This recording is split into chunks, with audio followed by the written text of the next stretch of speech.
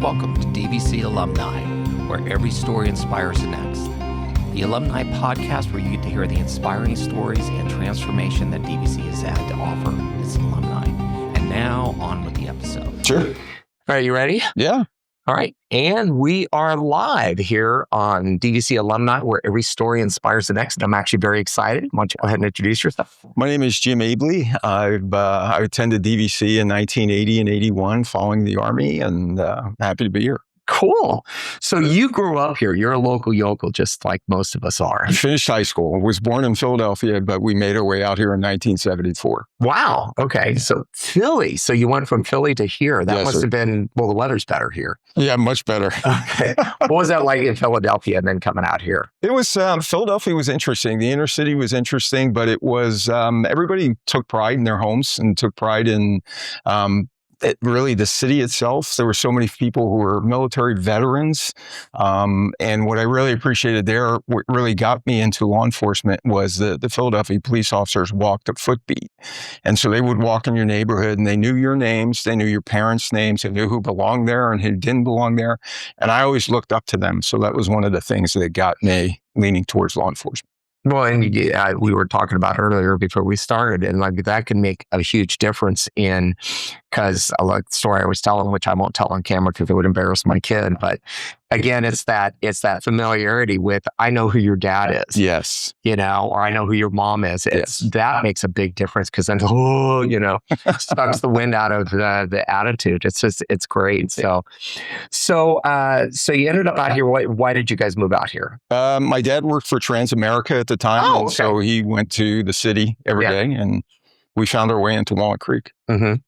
And you were saying that you went to Northgate. I did. Went to Northgate, graduated in 77. Actually, I was there the first year the school opened, Which from was 74 to 77, and second graduating class. Yeah, I started at YV. Oh, okay. And it was the year, I started there the year after Northgate opened. Okay. And, but the year before, we had a great football team. And then you guys took all of our good football players. It was that, well, at the time, it's like YV was like beating up on everybody as us in Pittsburgh, Oh, and then you guys took our football players and it was very sad. And then De La Salle came along and decided to beat everybody. So you ended up graduating from Northgate, and there was actually a mutual connection that you laughed about, but it was Mary Knox. yeah. She's a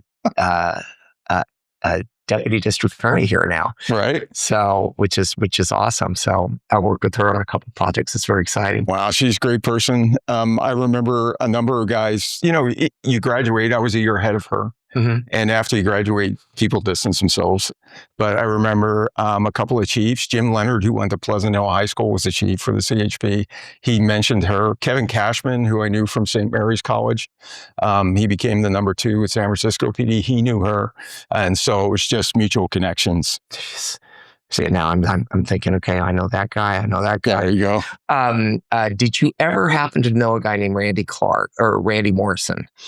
He would have been okay. He was quite a bit later. That he was a year behind me when he came in. So he ended up going there. We were friends up in Alaska, but Wow.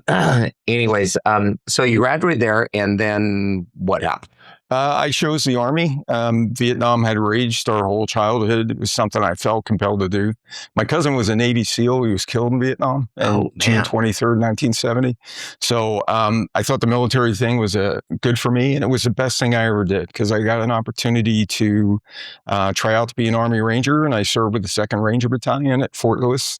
Served with tremendous people, tremendous leaders, many of the original Green Berets who were so willing to teach you because they wanted to see you do well. They wanted to see you survive. Mm-hmm. So that in terms of mentorship and just the leadership of the officers was unbelievable. And a lot of what I learned there, I carried on to the CHP, especially with planning and operational planning and just focus on your people who are your most valuable commodity. Wow. So you took a lot of the lessons that you learned there on throughout your whole entire everything. Yes, sir. Okay. Did you find it was a challenge that you had? Well, you had to raise yourself to that, but the fact that you decided the Rangers was going to be a direction to go. I have a friend of mine went through the Ranger school sometime after you, but it was tough. Yeah, Ranger school was incredibly tough. In fact, this is a little bit out of the norm, but if on the YouTube, there is a guy named the Fat Electrician. And if you ever watch him talk about Ranger School and talk about the Ranger Regiment, it's funny, but he's absolutely true. The whole key getting through that is not quitting, no matter how difficult it is. Mm-hmm. I went into that course about 185 pounds. I don't think I had an ounce of fat. I walked out of there 160 because you have very limited sleep, very limited food. But the key is it's a leadership course. So they teach you to lead a whole bunch of type A personality men, just like you, who have no food and no sleep. And so they're cranky, right? But you have to motivate them to accomplish their task. And if something happens where they fail, they don't get in trouble. You as the leader is the one who fails. So it's called no excuses leadership. And that taught me quite a bit. That is dramatically different than most corporations. Yes. Okay. I just want to say that. Yes, I'm on record for that, but I'm like going, okay. And I'm, I get the focus on it because then it's all about getting your guys set up for success. Yes. And and then it didn't work. And now you get to throw them in front of the bus. And it's not, you don't get that. Do you? No. So did you ever get the chance to be deployed or? No, I did 3 years from 77 to 80. I just missed Reforger before I got to the Ranger Regiment, which was in Germany. And then the month after I got out, they deployed to Puerto Rico. Oh, okay. Okay, so you got done with Ranger School, learned amazing leadership skills, which I'm thinking now there should be some stuff done around in the United States like that. They don't teach that in Harvard MBA, I'm sure. No diss on Harvard, but I actually have a number of people I've worked with and some good friends that are Harvard MBAs. But so you got done with that, and then you get out, and what's your thought process at that point? Well, I knew I wanted to be a law enforcement officer, so I enrolled here at DVC, and I took full loads and went to a lot of the law enforcement courses as well as general ed. And for me, I learned a valuable lesson, essentially not to put all your eggs in one basket. So I focused on applying for a number of different police agencies that I was interested in. I just didn't roll the dice with every single agency. But so I applied for 5 different agencies. Within about a year, I got hired by Contra Costa County Sheriff. And I had an academy date, but I had also tested with the CHP. And so I got a call on a Wednesday from Sacramento, and they said, "Hey, are you still interested in the CHP?" And I said, "Yes." And they said, "Okay, well, can you come to the academy on Monday?" I go, "Yep, I'll be there." And that's it. So I started in March of 82. Okay. So let's back up your DVC time. One of the things we'll get back to putting all your eggs in one basket. Yes. We're not doing that because I think that's a really important point. So you're here at DVC and you decide you're going to do, and you were talking earlier before we started with Tom about some of the instructors and some of the things they were teaching you here. Yeah. So there was one instructor I can't remember. Dr. Martin. Thank you. And talk a little bit about that and kind of the impression that made with you. Well, first at DVC, because I played 2 years of football, and there was a coach on the team named Steve Lynn who had served in Vietnam with the 101st Airborne. Oh, wow. And so we connected with each other and we spoke, and the coaches here were amazing. A lot of them are just true gentlemen. But as I was going to courses, Dr. Martin taught general law enforcement, and he said some things that I didn't quite connect with initially. Like, he was the first one that mentioned community policing. Mm-hmm. And when he said that, I thought, well, when I was a kid growing up in Philly, cops walked the footbeat. They were involved in the community, and actually they lived in your community. But I didn't really understand until later what he meant. And I think the agencies as a whole really weren't focused on community policing. Individual officers, of course, would attend various games or meetings or throw footballs in the street with kids or play basketball with the kids. But it wasn't an entity where you really had designated people or the commander, which is really important, to go to community organizations and be part of that. Mm-hmm. Yeah, and it's I know the whole community, I'm using air quotes only because before that, it was like you said, it was just that's what they lived in the neighborhood, so they knew all the kids anyways. And then as that has changed, it's like we got away from that, and then they had to recreate the model. Yeah. So you get, I want to bring that back to like, how in the world do you do that with highway patrol? But Well, which I'm sure you have an opinion, but well, it's interesting because the CHP, a lot of people have this misnomer that the CHP only patrols freeways. But in fact, we patrol all the county roads that all of the county sheriffs do.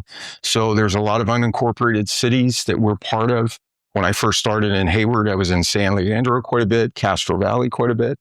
And then when I went to South Central Los Angeles, I was patrolling Compton, Watson, Willowbrook, all the county surface streets there. Mm-hmm. I know a friend of mine told me that CHP also serves as the accident investigation for a lot of these agencies too, yes. Because obviously you guys have more expertise in it than a lot of the cops. And I mean, I think about like if there was a significant accident here in Pleasant Hill, more than likely they would bring in somebody from outside. Oh, okay. Well, I'm just assuming isn't that they would. Well, we have what's known as a multidisciplinary accident investigation team, the MATE crew, and they're the ones who set up all their equipment, and it almost looks like engineers, and they're shooting azimuths and they're documenting where all the pieces of evidence are, and they reconstruct it. And a lot of it is math, and they're really good at it. Going back to what you had said about the CHP's roles, I mean, when I started, it was almost primarily traffic and some vehicle theft. Now it's like expanded so much. We're on so many different task forces, guns, gangs, narcotics teams. In Northern California, where some of the sheriff's departments are very small and they can't have 24/7 coverage. In some areas, they ask the CHP to cover everything from like 01 to 06. And so the officers, of course, if there's a homicide and the officers go to it, they'll call out a detective from the sheriff's department. But their role has expanded so much dramatically. And for local agencies, that's got to be nice having that kind of, but that backup, because the world of Mayberry doesn't exist anymore. And especially you go out to these places up in the sticks, my father-in-law used to live up outside of Redding, and it was like beautiful country. Yeah. But it can be kind of wild and not always in a good way. And so it's like having additional resources to be able to call on has got to be a relief for some of those. So they're not out there by themselves. It's not, Andy and Barney out there all by the lonesome. And, and it's no longer the moonshiner guy. It's a guy with a sophisticated grow operation. Yeah. And all of his people that he has. So it's times have changed dramatically. Tremendous partnerships with the county sheriffs. Ironically, just an interesting story. When I first started working patrol in Hayward, I met a young deputy there named Greg Aarons, who later became the Alameda County Sheriff. Oh, really? And then when I was a captain in Victorville, one of my adjoining commanders from Apple Valley, the San Bernardino County Sheriff, John McMahon, he later became the sheriff. And then when I was in San Diego, I knew Bill Gore from the FBI. And what was ironic was some of the people he knew from the FBI are people that one guy actually served with in the Army. So it's a small world. You might think it's large, but it's really small. Well, and I think to that point is that it takes a certain individual to have that calling. Indeed. And a lot of the people that I know that served in agencies, it's like, it really is a calling, so you get to Highway Patrol. And you go through the academy there, and how was that? The academy was it was great. What was really interesting was I prepared for the Highway Patrol Academy just like I prepared for Ranger School, and I was okay. My workouts were crazy to the point where I was almost vomiting, just getting ready to go there. And when I got there, I realized, it's entirely different. I mean, it was good. Don't get me wrong, and it was challenging, and academically, it was challenging. It wasn't easy, but it wasn't incredibly difficult. I was getting fed every day. I was getting sleep all the time. So it was positive for me. Okay. So it wasn't, while the physical and the mental part of it was probably, on par with, but you got sleep and you got to eat. Exactly. So so that could make a big difference. Yeah. Huge. I know with my wife, it's like if she goes a little too long without eating, I just got to kind of, she gets cranky. The Snickers bar thing. Yes, exactly. Actually, yes. Honey, it's okay. So, but yeah, it is really one of those things where it's just like you get a group, especially you get a bunch of, like you were saying about the Rangers, you get a bunch of type A personalities. Yes. And you get them, they haven't eaten for a while and they haven't slept more than about an hour and a half the last 4 days. And it's just like, man, that's got to be tough. Yeah. They're going to want to tell you what 4 and what 5. And the interesting thing about Ranger School is that you have 3 different phases. And when you're tired and you're exhausted and now you're having to tie knots to rappel, and they force you as the instructors, and it's good that they do this, is that when you're rappelling, they actually have you rappel. You'll have 2 Rangers on one side and you're holding a stretcher with another student in it and you're rappelling down this mountain.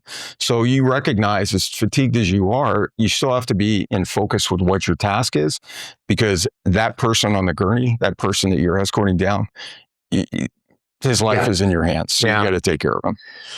Man, I don't know if they could do that legally in the United States rather than the military. I'm thinking about that, and it's like, well, we could do team building, but it's like, I don't think it's quite the same. That could be a disaster waiting to happen.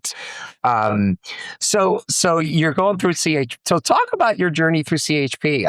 I'm really interested in that. Sure. I was really lucky when I graduated, I went to Hayward, which is the old Whipple Road Hayward office that doesn't exist anymore, along the Nimitz Freeway. I was there for 1.5 years. I volunteered to transfer to South Central Los Angeles because I was interested in being in LA during the '84 Olympics. Mm-hmm. And it just so happened I really fell in love with it and I liked it. I met my wife, fell in love, got married. So of course I'm staying in Southern California. And there I worked patrol in South LA, the unincorporated parts of Compton, Watts, Willowbrook, Firestone Park. And after that, I had an opportunity to compete to become an investigator or a detective for vehicle theft. And after like the 3rd try, I was finally selected. I didn't give up. And it was the best thing that could have happened to me. Because once I got that, it kind of...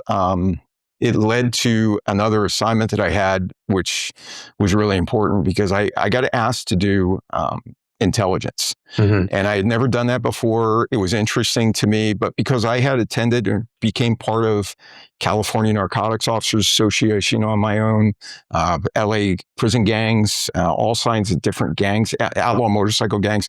I attended meetings on my own just because I was interested in the knowledge.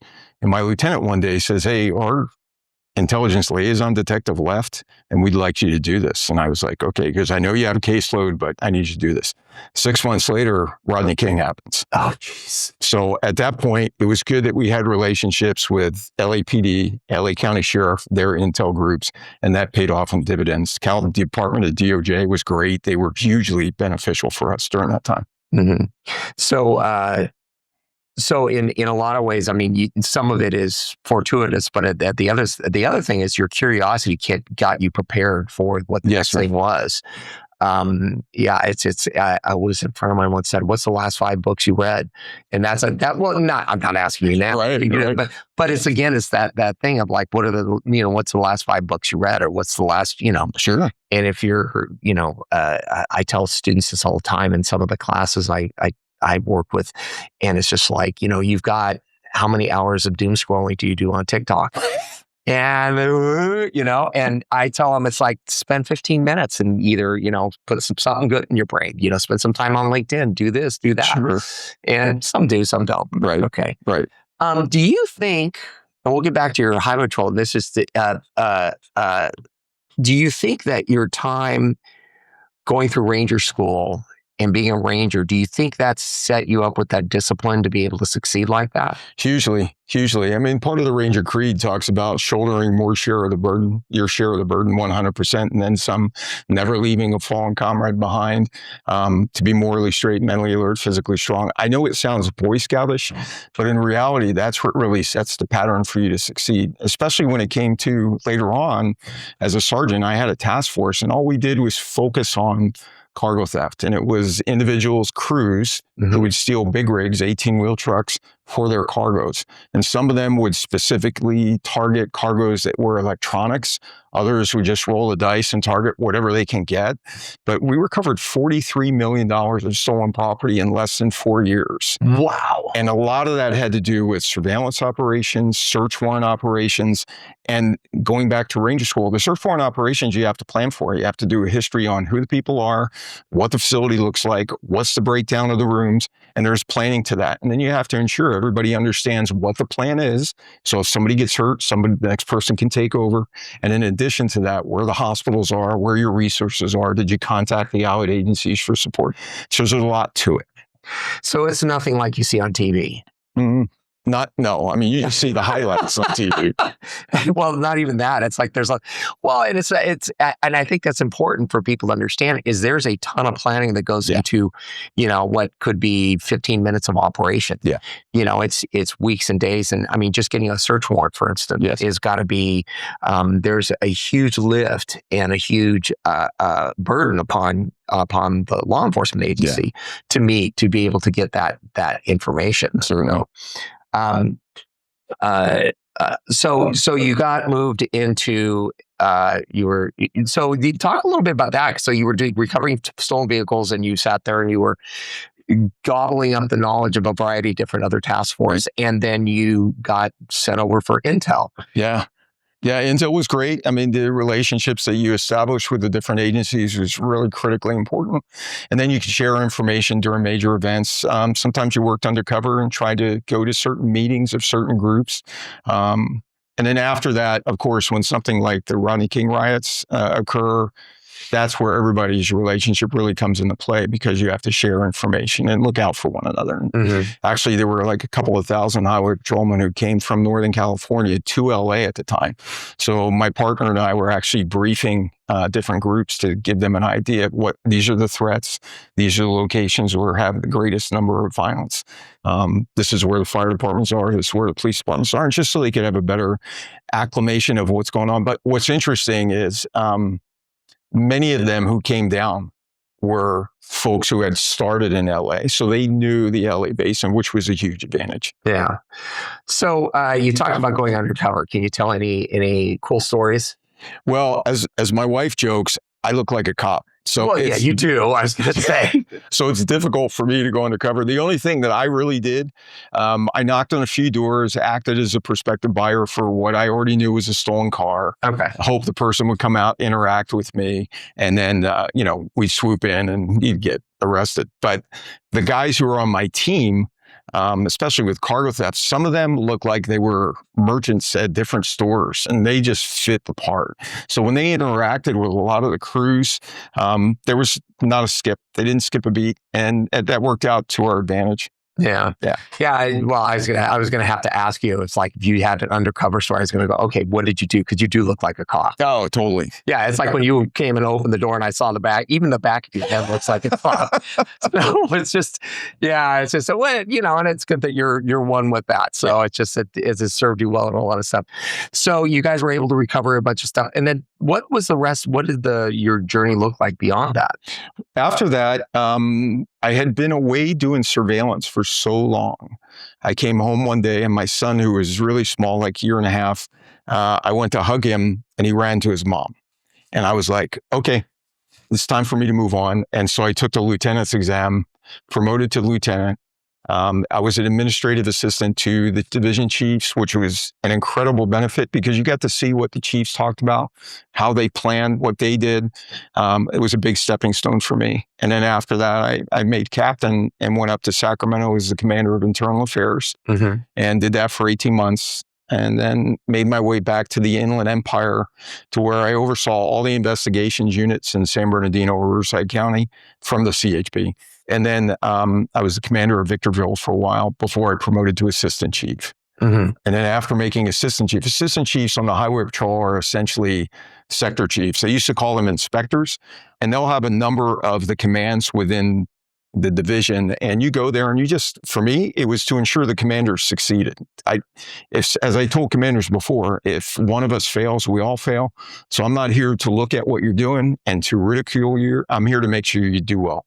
And so that's how it worked out. And eventually I made full chief, went to San Diego. That division, I oversaw CHP operations for all of Orange County, Imperial County, the vast majority of Riverside County, and San Diego County. So it was 19 commands spread out among those 4 counties, 1,400 people. Yeah. Wow. Yeah, my daughter went to school in Orange at Chapman. Okay. And she loved it. At one point, she was thinking about going into law enforcement down. She was picking Ojai. Okay. It was, nothing going on there. I don't want to live on the beach in San Diego, and that plan didn't work out, but that's okay. But again, so where down there did you live? Because did you pick up, when you live someplace like in such a vast area, do you pick a place that's like kind of close to the middle, or centrally located? Yeah. I mean, I had to report to the division office. So you try and pick a spot close to the division office. And for us, my wife and I were very fortunate. We bought a house in Rancho Santa Fe that was a foreclosure. Otherwise, we could have never afforded in that place. But we lived there for a number of years while my kids were going to school. And then when I retired in 2018, I was really lucky to get hired, and I do security oversight for a hospital in La Mesa called Sharp Grossmont Hospital. Sharp Healthcare is a tremendous system. I'm very lucky to be part of them, and they really focus on providing the best care they can. Yeah. And I know that's a healthcare is a tough gig. And I know the security, and I'm not going to do so. Healthcare security is got to be just a razor's edge as far as what you got to walk, because you have everything from just the regular kind of the day-to-day stuff where you got to make sure people aren't bringing stuff to hand and things like that, and then you have that one person, they're having an episode, they have whatever it is.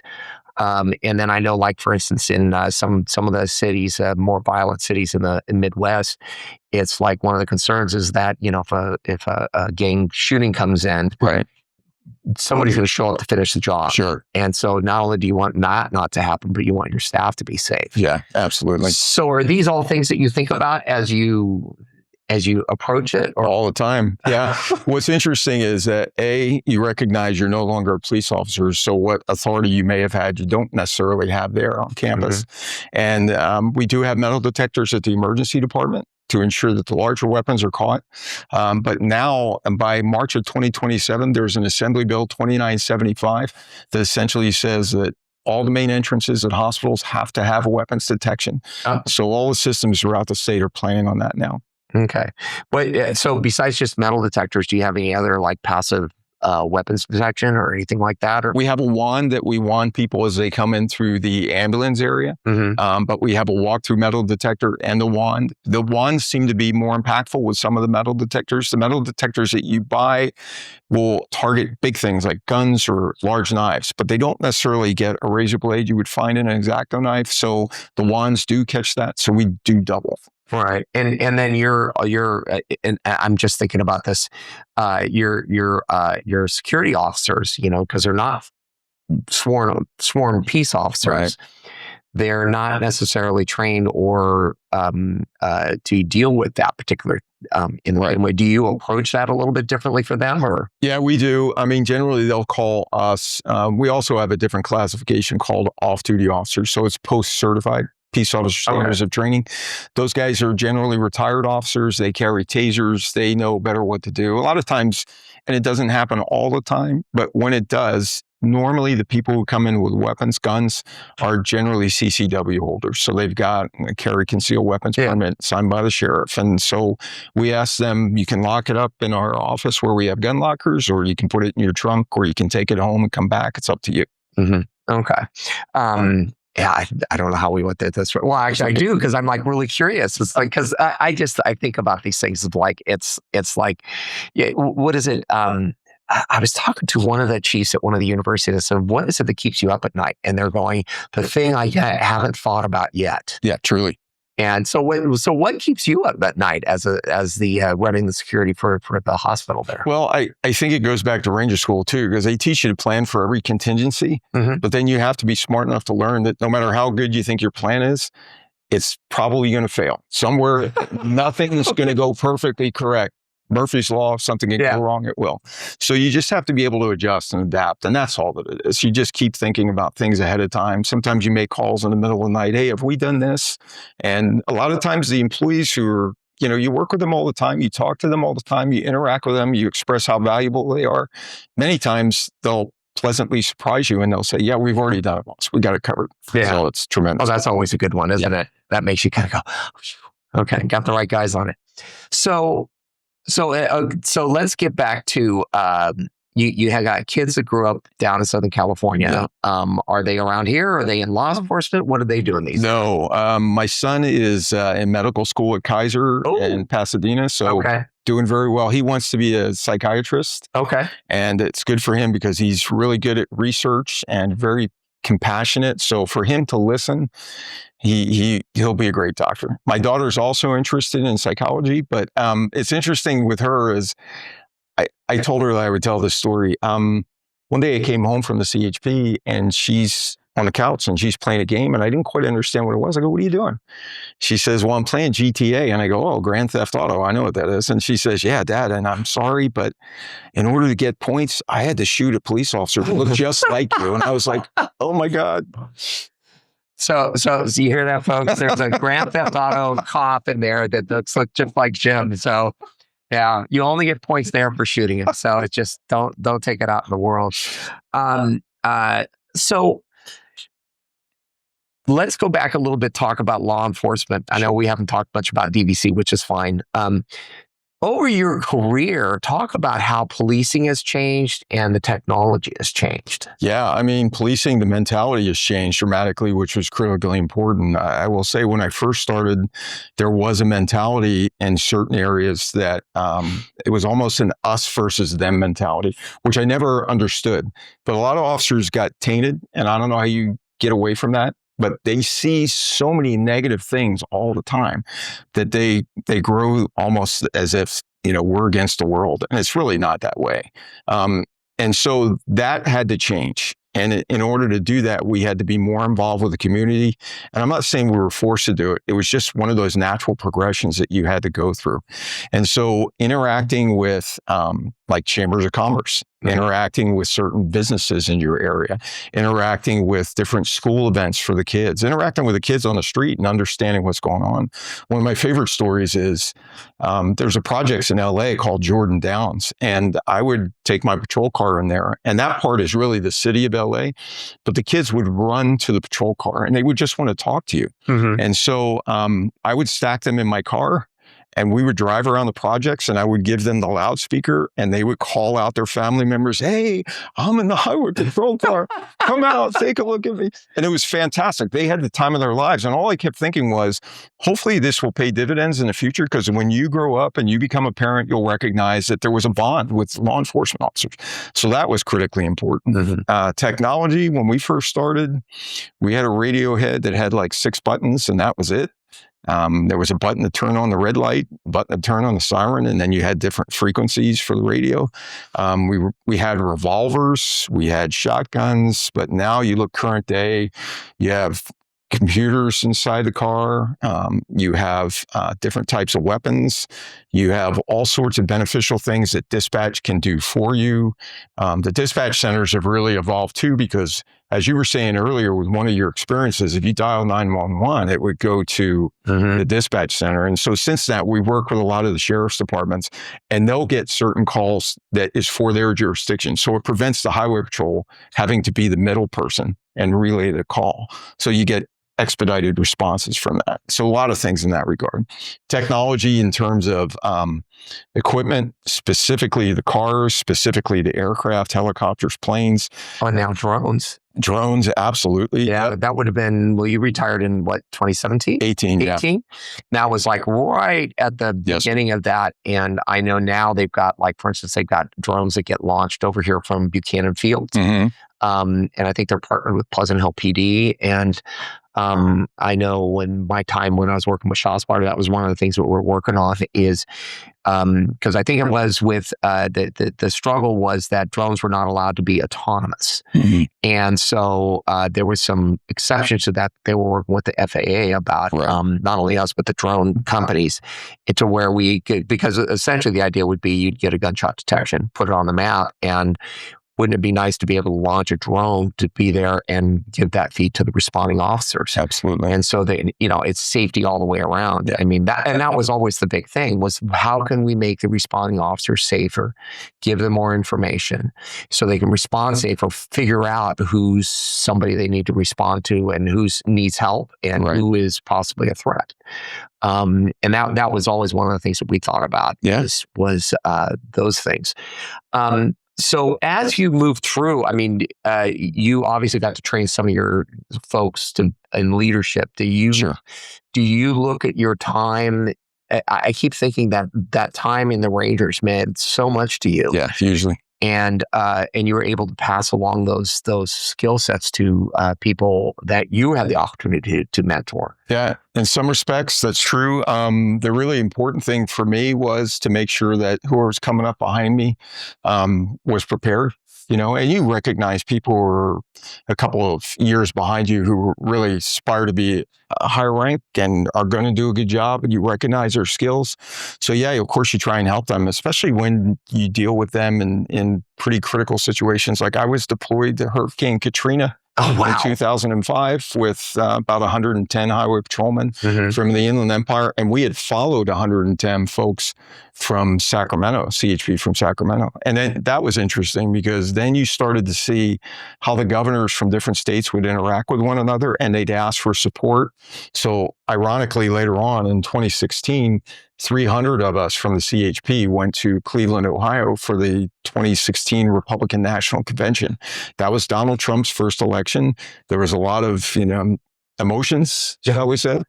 And so it was interesting because we had police agencies in the city of Cleveland from New York, South Carolina, Georgia. It was amazing to see. I mean, we had flooded that city with so many people that really what could have been catastrophe wasn't because there were just officers everywhere. So that was beneficial. And then you had to plan for things. One of the last things I planned for, and you have a crew of people that you work together with.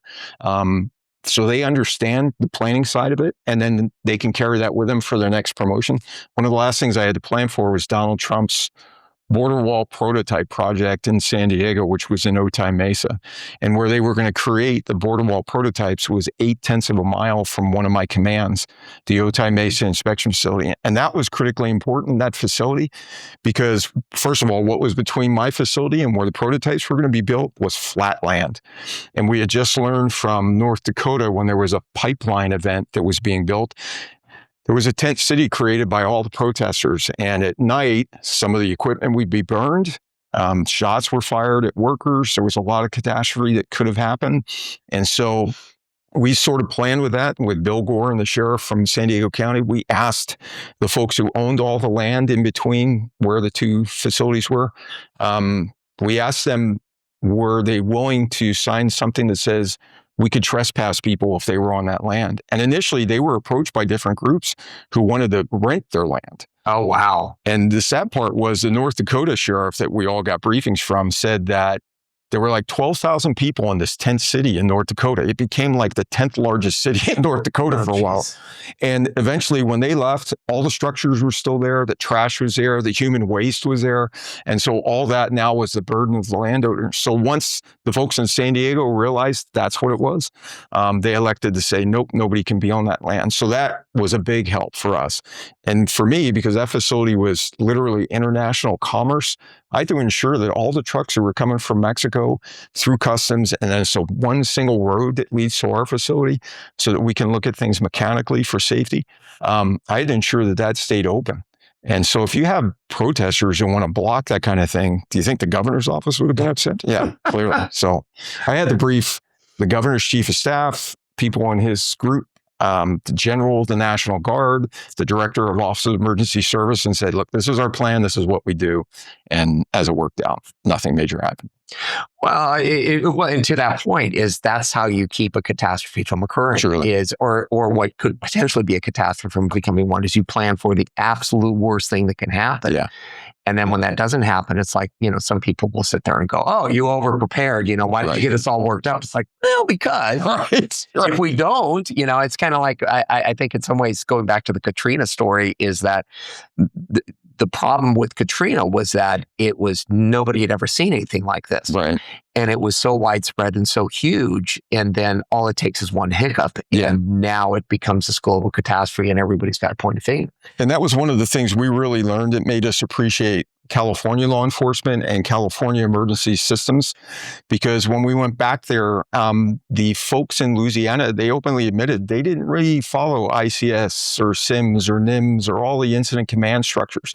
So there were folks from CAL FIRE who were back there and helping them out with that. And I know they developed it, significantly since, but there were a lot of lessons learned there. Even for us with deployments, because and the CHP is deployed to other states now, and you learn something each time you go.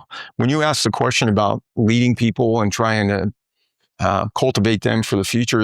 I had a really good opportunity to teach at the academy for all brand new managers, whether they were civilian managers or lieutenants, which is considered a manager in the CHP.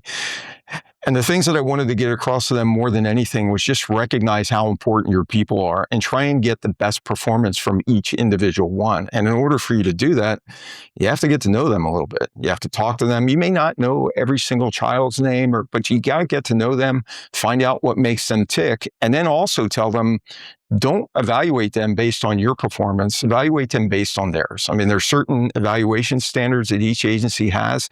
If they're doing exactly what they need to do and they're at the mid-level and that's the best you're going to get from them, then get that from them. If they're going to be beyond that and they want to try and excel, then get that from them. And then, of course, you're going to have your stellar performers who are looking to promote down the road or what have you, but just get the best you can from them and incorporate the idea that they need to maybe look at some kind of training and look at something that's outside of their comfort zone so they can grow. And so it all kind of works out in the end, and be able to communicate with them and just be approachable. Yeah, the approachable thing I think is really important because it's amazing to me where I've had bosses in the past that, I mean, I'm thinking back to this, going back to the 90s when I was in wholesale lending. I was in mortgage industry, which is another, disaster area. But there was this guy who was a VP of the office and everyone was terrified of him. Right. And so then through nook and by crook, and I was responsible for the clerks. And so I became his assistant because nobody else would do it. I got to know him and it's like, oh my gosh, he was easy to work for. I'm like, you guys have lost your minds. He's really easy to work for. He just says what he wants. Sure. And then if he didn't like what you did, he tells you. And I was kind of like going, that's not that bad. So I think and this kind of gets back to your point of this, like, getting to know them. Yeah. And that was a big thing with that. So if you had to talk to your younger self, go back in time, you're looking at that high school student getting ready to head off, what would you tell that person? What would you tell Jim? I would tell him to be more mature, to embrace school. Like when I was in high school bored me out of my mind, and I really didn't focus on class. It wasn't until after I graduated or got out of the Army and had served in the Ranger Regiment that when I came to DVC, everything was important, and embrace what knowledge you got. Dr. Martin was key. There was another doctor by the name of James King who taught sociology. He was so level-headed and grounded in the manner in which he presented his course. He was big on diversity. He was big on just embracing everybody so that you can understand the different cultures. And all I kept thinking in his class was, yeah, this is exactly why I want to get into law enforcement, because that's what Dr. Martin said, community policing. Dr. King is saying the same thing, essentially community policing, but just embracing. And so those things, excuse me. You okay? Those things were critically important for me. And I learned that just be mature enough to kind of be open to everything that you see, learn from it a little bit if you can.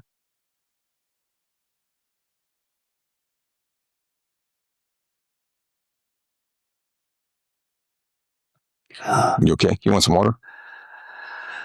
Oh, excuse me. Okay, I'll be okay. I'm not really dying, but anyways, at the end of a cold. So continue. Sorry. Just that those two were great. I mean, listening to what they had to say, and even some of the coaches I really appreciate, like Bob Erickson. I wasn't on the wrestling team, but he's in the Wrestling Hall of Fame. And here, that guy was so approachable with so many students, and it didn't matter whether they were athletes or not. If he saw something in you, he would pull you aside and talk to you. If you had a question, he would embrace it and talk to you. I can't say enough good things about guys like that. Yeah. One of the things, and now I've lost my voice, but okay. My wife will be very happy about that. One of the things that she's a good sport, so it's just like, yeah. I'm thinking of a line I once heard where the wife said, "Oh, you lost your voice? My prayers have been answered." Yes. Okay. So one of the things that I've heard over and over again about DVC is we have people that teach here, and then they also teach like at UC Berkeley or Stanford and stuff like that. And they prefer teaching here, professors do, because there you've got, over at Berkeley or something like that, you have a class of 500 students. You never see them. You never talk to them. Your aides are the ones that are doing the grading and running the class. Here, they get to interact with people directly and be approachable and spend that time with folks. And I think that's why people fall in love with teaching here at DVC, being a professor. So any last thoughts? No, just the DVC was a tremendous opportunity for me, especially leaving the military. It almost felt like a second chance, a fresh start, and I really appreciated that. Yeah, you bet. So we're going to go down and say hi to the guys in the guys and gals in the Veterans Center. They'll like meeting you. That'll be good. So thank you very much for heading out. Welcome. Thank you. All right. Thank you for tuning in to DVC Alumni, where every story inspires the next, the podcast for the DVC Alumni Association. You can contact us at alumni@dvc.edu with any comments, and be sure to leave a like and subscribe to our podcast.